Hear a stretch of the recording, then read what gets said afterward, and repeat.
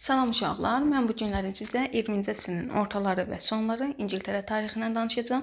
Əvvəlcə onu deyim ki, İngiltərə 2-ci Dünya müharibəsindən öncə həm geniş ərazili müstəmləkələrə malik idi, həm də dənizlərdə hökmranlığa malik idi. Dənizlərdə hökmranlığın İngiltərə üçün əhəmiyyəti nədən ibarət idi? İngiltərə özü ada dövləti idi və güclü dəniz donanması nəticəsində öz ərazisini xarici hücumlardan qoruyurdu.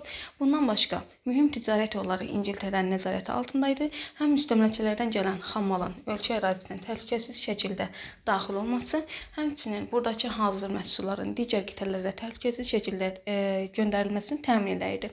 Bundan başqa, İngiltərənin müstəmləkələri ondan kilometrlərcə uzaqda idi və güclü dəniz donanması nəticəsində həmin müstəmləkələri də öz nəzarəti altında saxlaya bilirdi, onların imperiyadan ayrılmasının qarşısını alırdı. İngiltərə 2-ci Dünya müharibəsindən qalib dövlət kimi çıxsa da, dövlətin borcları artmışdı, iqtisadi cəhətdən geriləmişdi. Artıq bu dövrdə iqtisadi cəhətdən həm ABŞ-dan, həm də ki, SSR-dən geridə qalırdı. İqtisadiyyatın zəifləməsi nəticəsində müstəmləkələr də İngiltərədən ayrılmağa başlamışdı. Artıq onlar da öz müstəqilliklərini elan edirdilər və dənizlərdə hökmranlıq isə İngiltərədən ABŞ-ın əlinə keçmişdi. 19-cu əsrin sonu, 20-ci əsrin əvvəllərindən etibarən İngiltərədə iki hökumət mövcuddur: Leyboristlər hökuməti və mühafizəkarlar hökuməti. Leyboristlər hökuməti cəmiyyətin daha çox aşağı təbəqəsinin, fəhlə işçi qüvvələrinin maraqlarını müdafiə edirdi. Onlar düşünürdülər ki, dövlət sənaye müəssisələrini, bankları və digər müəssisələri milliləşdirməlidir. Oradan gələn gəlir isə əhali arasında bərabər bölünməlidir. Mühafizəkarlar isə onların əksinə olaraq həmin sənaye müəssisələrinin şəxsi sahibkarlara verilməsinin tərəfdarı idilər. Onlar arasında rəqabət artdıqca gəlir də artacaqdı. 1945-ci ildə İngiltərədə hakimiyyətə Leyborist hökumətindən olan Clement Attlee gəlir. Attlee hakimiyyətə gəldikdən sonra daxili siyasətdə milliləşdirmə siyasəti yeridir. Yəni sənaye müəssisələri, fabriklər, zavodlar, banklar əvəzli ödənilməklə milliləşdirilir. Bundan əlavə əhaliyə dövlət pulsuz tibbi yardım göstərməyə başlayır, vergilər artırılır, talon sisteminin əhatəsi genişləndirilir. Talon sistemi nə idi desək, talon sistemi müharibə dövründə və yaxud da ki, müharibədən sonraki iqtisadi çətinlik dövründə ərzaq və sənaye məhsullarının qıtlığı səbəbindən onların dövlət tərəfindən ədalətli və limitli şəkildə əhali arasında bölünməsi demək idi. Leyboristlərin hakimiyyətə gəldikdən sonra həyata keçirdiyi tədbirlər bir növ uğursuz olur.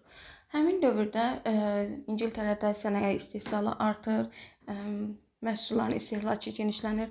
Lakin bunlar daha çox həmin tədbirlərin uğuru ilə əlaqəli deyil də, ABŞ-dan alınan maliyyə yardımı və borclar hesabına baş vermişdi.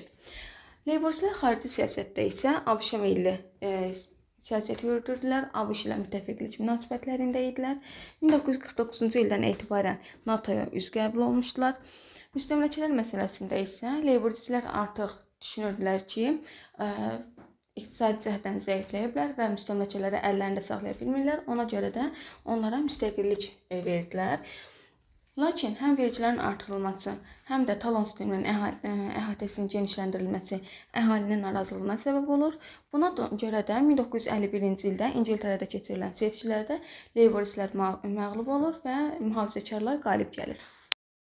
Mühafizəkarlar partiyasının nümayəndəsi Winston Churchill idi.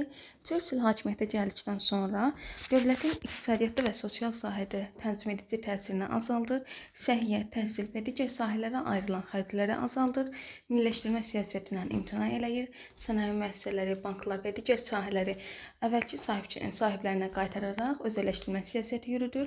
Xarici siyasətdə isə Leyboristlərlə eyni fikirdə idi onlar da. Artıq müstəmləkələri əldə saxlaya bilməyəcəklərini düşünərək onlara müstəqillik verirdilər. 50-ci illərdə İngiltərənin iqtisadi inkişafı sürətlənsə də, yenə də bir çox Avropa ölkələrindən geridə qalırdılar.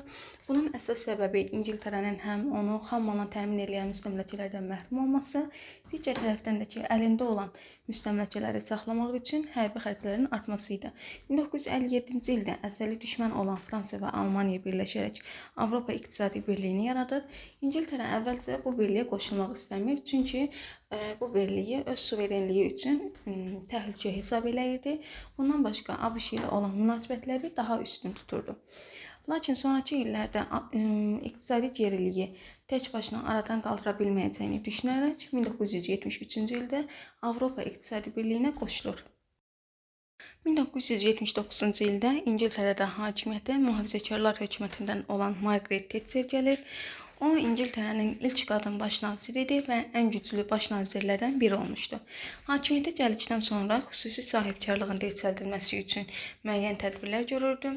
Sosial sahəyə ayrılan xərcləri azaldır, vergiləri artırır, nəqliyyat və digər sənaye sahələri əvvəlki sahiblərinə qaytarılır, yəni özəlləşdirmə siyasəti yürüdürdü. Margaret Thatcher düşünürdü ki, iqtisadiyyatın əsasında azad sahibkarlıq dayanır və inflyasiya dövründə dövlətlə bərabər əhali də çalışmalıdır, inflyasiyadan çıxmağa kömək eləməlidir. Və o, əmək qabiliyyətli şəxslərin dövlət hesabına yaşamasının əleyhinə çıxırdı. Margaret Thatcher xarici siyasətdə də ABŞ meylli siyasət yürüdürdü. Bundan başqa 1982-ci ildə İngiltərəyə məxsus Falkland adalarına Argentina qoşun çıxarırdı. Falkland adalarının İngiltərə üçün əhəmiyyəti ondan ibarət idi ki, həm burada onların hərbi dəniz bazası var idi və bu da gələcəkdə Antarktidaya ərazi iddiaları irəli sürmək üçün mühüm əhəmiyyətə malik idi. Bundan başqa həmin dövrdə İngiltərə onsuz da iqtisadi çətinliklərlə üz-üzə idi və torpaqlarının itirilməsi onun nüfuzuna biraz da xələl gətirə bilərdi. İngiltərə 1982-ci ildə Argentina ilə müharibəyə başlayır və bu müharibədən qalib dövlət kimi çıxır. Bununla da digər dövlətlərə İngiltərə yenə güclüdür və öz torpaqlarına heç kimə güzəştə getməyəcək mesajını vermək istəyirdi. İsə gələk İrlandiya, yəni Ulster məsələsinə. 1849-cu ildə İrlandiya İngiltərə tərəfindən işğal olunur. 1920-ci illərdə İngilislərə qarşı mübarizə başlayır və bu mübarizənin də nəticəsində İrlandiyada müstəqil dövlət yaranır. Yalnız İrlandiyanın şimalı, yəni Ulster ərazisi isə müstəqilliyini elan edə bilmir, Britaniyadan asılı halda qalır. 1960-cı illərdən etibarən isə artıq burada da İngilislərə qarşı mübarizə başlayır. Onlar İrlandiyaya birləşmək istəyirdilər. 1968-ci ildən isə etibarən isə artıq toqquşmalar milli siyasi zəmində baş verir. Deməli, bu da nə demək idi? Ulster əhalisi katoliklərdən və protestantlardan təşkil olunmuşdu. Katoliklər azlıq təşkil edirdi, çoxluq protestantlara məxsus idi və bir çox yaxşı işlər, vəzifələr də protestantlara məxsus idi. Katoliklər bir növ ikinci dərəcəli vətəndaş kimi görünürdü və bu toqquşmalarda onlar arasındakı vətəndaş bərabərliyini təmin eləmək uğrundaydı. 1990-cı ildən artıq İngiltərə Şotlandiyaya və Walesə geniş muxtariyyət hüququ verir. Ardınca isə İrlandiyanın siyasi qüvvələri ilə Ulster məsələsi ilə bağlı danışıqlar başlayır. Danışıqların da nəticəsində Ulsterə geniş muxtariyyət hüququ verilir. 20-ci əsrin sonu, 21-ci əsrin əvvəllərindən etibarən isə İngiltərədə həm leyboristlər, həm də ki mühafizəkarlar hökumətləri eyni xarici siyasəti yürüdürdülər. Əvvəlki illərdə olduğu kimi yenə ABŞ milli siyasəti yürüdürdülər. ABŞ ilə NATO ilə əməkdaşlıqlarına davam elətdirirdilər. Hətta 2001-ci ildə New York və Washington şəhərlərində baş vermiş, törədilmiş terror hadisələrində də öz dəstəklərini göstərmişdilər. 2020-ci ildə isə İngiltərə Brexit planı ilə, deməli, Avropa İqtisadi Birliyindən ayrılır. Səbəbi isə onu göstərir ki, iqtisadi cəhətdən iqtisadiyyatı zəif olan ölkələr İngiltərə iqtisadiyyatı üçün yükdür. Və bununla da İngiltərənin Avropa İqtisadi Birliyindəki üzvlüyü sona çatır.